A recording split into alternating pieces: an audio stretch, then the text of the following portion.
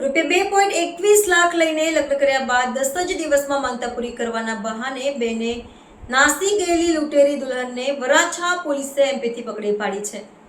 પોતાની સાથે વિશ્વાસઘાત થયો હોવાથી ડિપ્રેશનમાં સરી પડેલા યુવાનનું બાદમાં હાર્ટ એટેકમાં મોત થયું હતું. વરાછા માતાવાડી સ્થિત શ્રદ્ધા પેલેસમાં રહેતા પ્રકાશભાઈ હસમુખભાઈ પંડ્યાની પત્ની વર્ષ 2007માં ગુમ થઈ હતી. ત્યારથી એકની એક દીકરીની સંભાળ તે પોતે રાખતા હતા. મોટી થયેલી દીકરીની સંભાળ લેવા અને પાછલી જિંદગીમાં સહારો મળી રહે તે માટે બીજા લગ્ન કર્યા, જેથી તેમણે વડોદરા રહેતા કાકાને જાણ કરી હતી.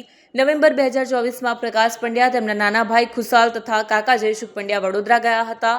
અહીં તેમને સીમા પટેલ નામની મહિલાને મુસ્કાન મરાવી નામની યુવતી બતાવી હતી. મુસ્કાનના કોઈ સંબંધી નહીં હોવાનું અને પોતે જ તેને મોટી કરી હોય લગ્ન માટે 2.21 લાખમાં લગ્ન નક્કી કર્યા.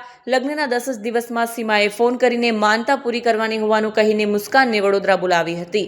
ત્યાંથી તે નાસી ગઈ.